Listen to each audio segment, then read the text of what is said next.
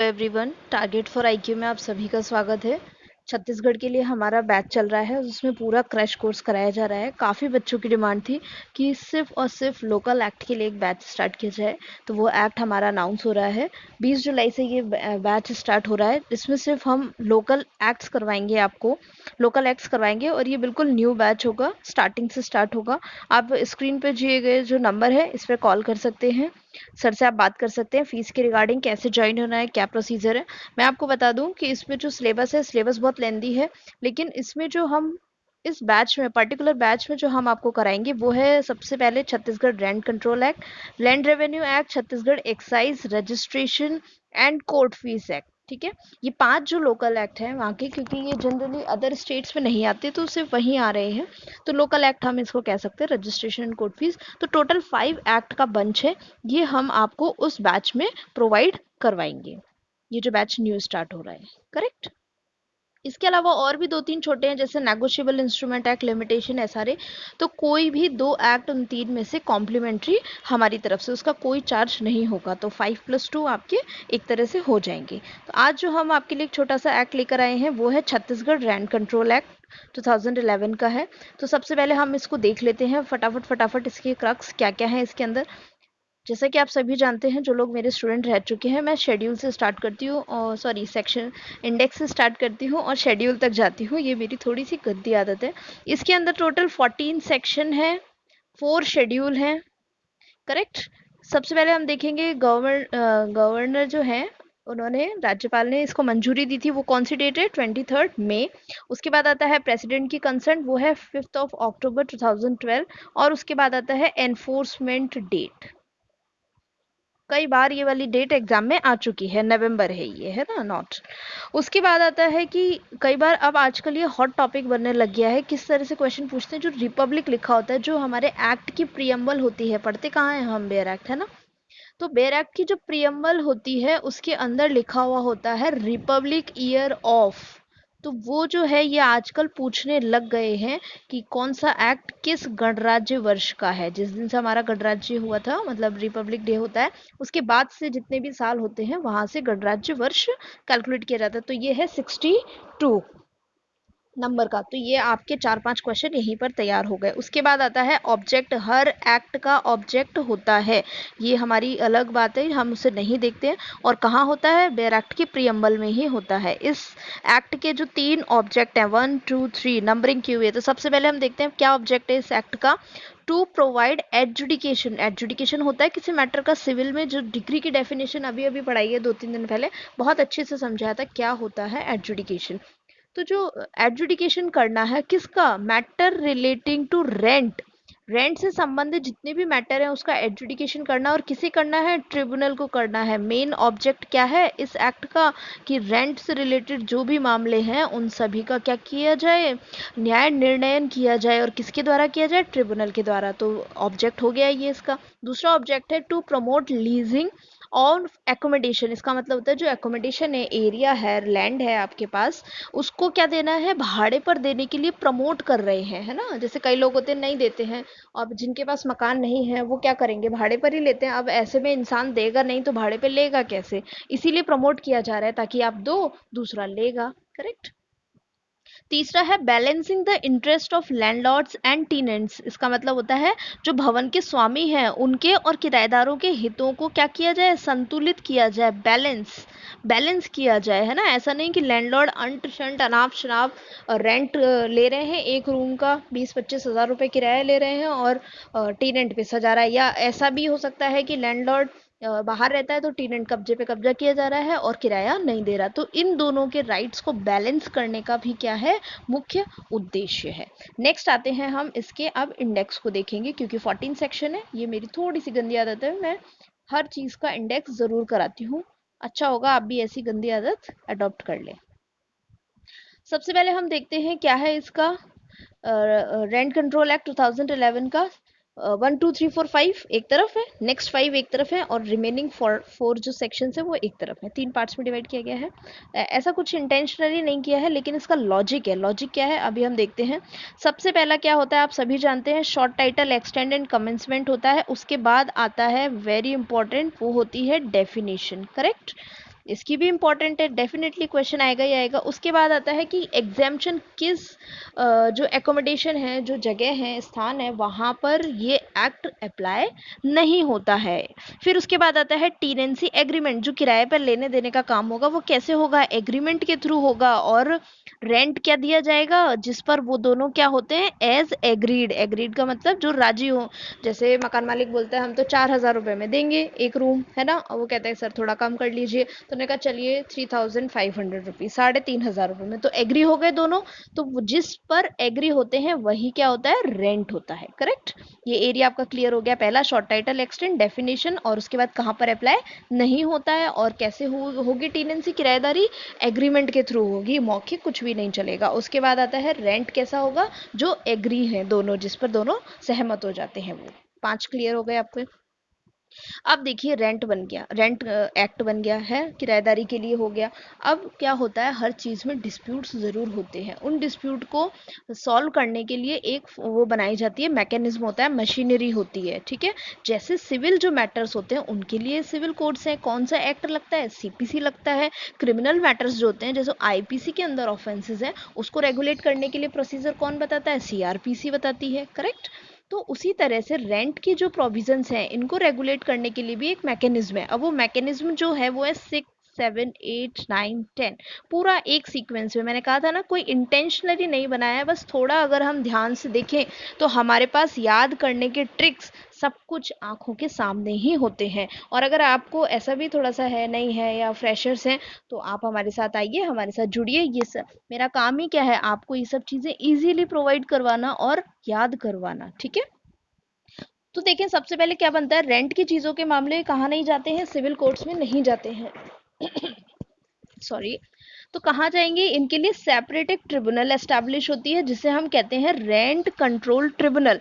इसका short name जो बच्चे रेगुलेट होंगे रोज पढ़ेंगे तो याद रखिए, RCT। क्या किस नाम से होगा, RCT। अब मैं बार बार RCT बोलूंगी तो आप उसको समझ जाइएगा। रेंट के मामलों को सॉल्व करने के लिए क्या एस्टैब्लिश की जाती है, रेंट कंट्रोल ट्रिब्यूनल। अब ट्रिब्यूनल खुद काम तो नहीं करेगी, उसके अंदर कौन बैठेगा, कंट्रोलर, मतलब पर्सन। जैसे कोर्ट खुद काम नहीं करती, उसके अंदर जजेस बैठते हैं। करेक्ट। तो रेंट कंट्रोलर। नेक्स्ट, उसके बाद क्या आता है, अब जब इनका एस्टैब्लिशमेंट हो गया तो कुछ तो पावर और फंक्शन होंगे, ऐसी थोड़ी है। तो सबसे पहले किसका एस्टैब्लिशमेंट हुआ था, RCT। RCT बनाई थी सेक्शन 6 के अंदर। तो सबसे पहले पावर और फंक्शन किसकी आएगी, इसकी आएगी। ठीक है। देखें, यही के यही याद हो जाएगा 6, और 6 के साथ क्या आएगा, 8। 6 में एस्टेब्लिशमेंट है और 8 में इसकी पावर है। सेम सिमिलर रेंट कंट्रोलर 7 में है एस्टेब्लिश, और पावर कहाँ है, 9 में। 6 + 8, 7 + 9। ठीक है, दोनों का आ गया। फिर उसके बाद आता है, जब इन दोनों का एस्टैब्लिश कर लिया, उसके बाद आएगा प्रोसीजर। बैठना नहीं है ट्रिब्यूनल में जाके, वहाँ कुर्सी पे बैठने का काम नहीं होता, रोज काम करना है आपको। तो दोनों का प्रोसीजर कौन बताता है, section 10, procedure to be followed by RCT, मतलब rent control tribunal and rent controller. दोनों का हो गया, प्रोसीजर हो गया, जजमेंट आ गया पूरा। जजमेंट आने के बाद क्या होता है, अब उसको रखना नहीं है, एग्जीक्यूट करवाना है। ठीक है, जैसे किराएदार को बाहर निकालना है, मकान मालिक को किराया दिलवाना है, ये सब काम क्या होता है, एग्जीक्यूशन कहलाते हैं। तो नेक्स्ट स्टेप क्या होती है, एग्जीक्यूशन। एग्जीक्यूशन होता है तो किसी न किसी के राइट्स और ऑब्लिगेशन जरूर इफेक्ट होते ही होते हैं। और जहां पर राइट और ऑब्लिगेशन की बात आ गई, अभी अभी कुछ दिन पहले ही टॉट पढ़ाया था मैंने, where there is right there is remedy. कौन सी लैटिन मैक्सिम थी, उबी जस इबी रेमेडियम। करेक्ट। तो जहां पर राइट है वहां पर कुछ ना कुछ रेमेडी जरूर होगी। तब किसी के राइट का हनन हुआ तो आ जाइए, क्या रेमेडी आ गई, अपील। करेक्ट। नेक्स्ट क्या हो गया, अपील। और लास्ट जो होता है, आप सभी जानते हैं क्या होता है, रिपील्ड होता है ना। इससे पहले भी एक एक्ट चलता था 1961 वाला, वो रिपील्ड हो चुका है, तो वही सेक्शन है। करेक्ट, कितने इजीली याद हो गया। नेक्स्ट आता है आपका शेड्यूल। मैंने बताया था 4 शेड्यूल है इस एक्ट के अंदर, थोड़े से लेंदी है बट बहुत इजी है, बिलीव मी बहुत इजी है। देखिए कैसे याद होगा, फटाफट फटाफट। जो सेक्शन नंबर 12 था, rights and obligation of landlord and टीनेंट, दोनों के राइट्स एंड ऑब्लिगेशन जो है सेक्शन 12 बताता है। वो ये कहता है कि जो शेड्यूल में दिए गए हैं वही है।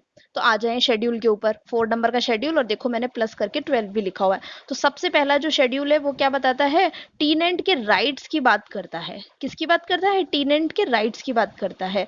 और दूसरा शेड्यूल लैंडलॉर्ड के राइट्स की बात करता है। ठीक है। फिर तीसरा शेड्यूल लैंडलॉर्ड की ड्यूटीज मतलब ऑब्लिगेशन की बात करता है, और चौथा अंत में आता है टीनेंट के ऑब्लिगेशन। अब आप कहोगे इसको मैडम कैसे याद करें, कंफ्यूजन हो रहा है। तो कुछ नहीं करना है, पहला टीनेंट, दूसरा टीनेंट, और बीच में कौन फंस गया, लैंडलॉर्ड। करेक्ट। पहला जो शेड्यूल है वो टीनेंट से रिलेटेड है, दूसरा शेड्यूल किससे रिलेटेड है, टीनेंट से रिलेटेड है। और अब आप कहोगे कि मैडम राइट्स और ऑब्लिगेशन भी तो है, कैसे हम याद करें इसको, टीनेंट तो याद हो गया। तो आप याद रखना, फंडामेंटल राइट्स पहले आते हैं और ड्यूटीज हमेशा बाद में आती है। कॉन्स्टिट्यूशन तो पता ही है सबको, फंडामेंटल राइट्स मतलब राइट पहले आते हैं। आप भी कुछ होगा, बच्चा क्या कहता है, पहले एक चीज दिलाओ तभी मैं एक काम करूंगा। करेक्ट। तो पहले राइट्स आएंगे, फिर ड्यूटीज आएगी, और सबसे पहले है टीनेंट, और आखिरी में टीनेंट, बीच में फंस गया कौन, लैंडलॉर्ड। क्लियर। अब देखिए हम इसको थोड़ा सा चलते हैं, एक दो सेक्शन हम देख लेते हैं। पहला सेक्शन कहता है एक्सटेंट, क्योंकि एनफोर्समेंट में आपको बता चुकी हूँ। इसका एक्सटेंट जो है वो आपको ये याद रखना है कि सबसे पहले सबसे पहले ये कहाँ लगता है, म्युनिसिपल एरियाज में लगेगा। जो डिस्ट्रिक्ट हेडक्वार्टर्स में म्युनिसिपल एरियाज होते हैं वहां पर लगता है। और बाद में क्या होता है, स्टेट गवर्नमेंट नोटिफाई कर दे, जिस भी म्युनिसिपल एरिया को नोटिफिकेशन में निकाल देगी ऑफिशियल गजट में, अखबार में, उस दिन से उस एरिया में भी ये एक्ट चालू हो जाएगा और अदर एरिया में भी लगने लग जाएगा। सिंपल सी बात है। आपको क्या याद रखना है, पहले कहाँ पे लगता है, म्युनिसिपल एरियाज में लगता है। उसके बाद आता है डेफिनेशन। इस एक्ट में सेक्शन भी 14 है और डेफिनेशन के अंदर भी 14 ही डेफिनेशन है। तो हम फटाफट फटाफट देख लेते हैं क्विक एक बार, वरना फिर जो क्वेश्चंस मैं लेकर आई हूँ वो हो नहीं पाएंगे। एकोमोडेशन है सबसे पहले, भाई जिस चीज के लिए ये मटेरियल के लिए, सब्जेक्ट मैटर के लिए ये एक्ट है, किस चीज के लिए, किराए पर देना। किराए पे किसको दोगे, मकान को किराए पर देना है, किसी चीज को, बिल्डिंग को किराए पर देना है, वो होती है एकोमोडेशन। वास्ट सुविधा, वेरी इंपॉर्टेंट डेफिनेशन है, 100% क्वेश्चन आएगा। देन आता है एग्रीमेंट, फिर है डिस्ट्रिक्ट, छोड़ दो, very very important definition sub clause 4 में क्या है, ये हैबिचुअल ऑफेंडर। पिछली बार जो आपका एग्जाम था मई में, जो कैंसिल हो गया सुप्रीम कोर्ट से, अब दोबारा ये जो कंडक्ट करवाया जा रहा है छत्तीसगढ़ का, उसके अंदर ये वाली डेफिनेशन पूछी गई थी। देन आता है लैंडलॉर्ड, वेरी इंपॉर्टेंट, और लास्ट में है टीनेंट 214। तो लैंडलॉर्ड 25 और टीनेंट 214। ठीक है, बाकी की छोटी मोटी है। क्वेश्चन तो देखो यहीं से ही आएगा, और कहाँ से आएगा। अब हम देख लेते हैं क्वेश्चंस, वरना बहुत ज्यादा हो जाएगा। देखो सबसे पहला क्वेश्चन क्या है, ये जो एक्ट है इसका क्रमांक पूछा है, एक्ट नंबर पूछा है। 2011 में जो छत्तीसगढ़ में एक्ट निकले थे। अब एक्ट नंबर क्या होता है, जो बेयर एक्ट लिखा होता है आपका, उसमें कॉमा लगा के ईयर से पहले ब्रैकेट में एक लिखा होता है, वो क्या होता है, एक्ट नंबर होता है। तो इस एक्ट का जो नंबर है वो 19 है। जैसे एविडेंस एक्ट का एक्ट नंबर कौन सा है, 1। एविडेंस एक्ट का कौन सा है, नंबर 1। फिर आता है क्वेश्चन नंबर 2, कहता है कि राज्यपाल की स्वीकृति कब प्राप्त हुई थी, 23 मई को प्राप्त हुई थी। उसके बाद आता है प्रेसिडेंट की कब प्राप्त हुई थी, प्रेसिडेंट की 5 अक्टूबर को प्राप्त हुई थी। अभी अभी हमने देखा है ना, वन लाइनर देखे थे, ये देखिए, ये देखिए, राज्यपाल गवर्नर की है 23 मई, राष्ट्रपति की है 5 अक्टूबर, और एनफोर्समेंट 6 नवंबर। ठीक है। तो ये क्वेश्चन आते हैं, बहुत बार आते हैं। फिर उसके बाद है उसके बाद है कि इसका उद्देश्य क्या है, इस एक्ट के मेन ऑब्जेक्ट्स क्या थे। तो हमने देखे थे, सबसे पहले क्या था कि भाड़े से संबंधित विषयों पर न्याय निर्णय देने का इसका उद्देश्य है। दूसरा, भूमि स्वामी और इनको क्या करना है, इनके हितों को संतुलित बैलेंस करना है। और तीसरा, जो भाड़े पर दिए जाने वाले हैं उसको प्रोत्साहित करना है। तो इसका मतलब हमारे क्या हो गए, सारे के सारे इसके ऑब्जेक्ट सही हो गए। और कौन सा हो गया answer, option number D. Next आता है जो हमारा क्वेश्चन, वो देखें, कब एनफोर्स हुआ, किस तारीख को प्रवर्त हुआ, 6 नवंबर को हुआ। ये हमने देख चुके हैं। अब नेक्स्ट क्वेश्चन देखें, आदतन व्यतिक्रमी मतलब इसका मतलब होता है हैबिचुअल ऑफेंडर। जो मैंने कहा था कि हैबिचुअल ऑफेंडर है, वो डेफिनेशन 2 सब क्लॉज 4 में मैंने बताया था, बहुत इंपॉर्टेंट है। उसके बाद नेक्स्ट क्वेश्चन, लास्ट क्वेश्चन, कि जो ओल्ड एक्ट है वो कौन सा है। इसकी डेफिनेशन थी, ओल्ड एक्ट है 1961 वाला, छत्तीसगढ़ रेंट कंट्रोल एक्ट 1961। आदतन अपराधी 2 सब क्लॉज 4, ये देखिए। ठीक है, 2 सब क्लॉज 4, और ओल्ड एक्ट है 2 सब क्लॉज 8, और कौन सा है, 1961 वाला। तो आप हमारा बैच ज्वाइन कर सकते हैं, ये ऊपर डिटेल्स दी गई है, इस नंबर पर आप कॉल करें। और ये सारे एक्ट हैं, ये सब करवाए जाएंगे। और 20 जुलाई मतलब 20 जुलाई से हमारा बैच स्टार्ट हो जाएगा। और 2 एक्ट आपको इसमें कॉम्प्लीमेंट्री मिलेंगे, नेगोशिएबल, लिमिटेशन और एसआरए में से कोई से भी 2 एक्ट आपको इन 5 के अलावा करवाए जाएंगे। Thank you so much.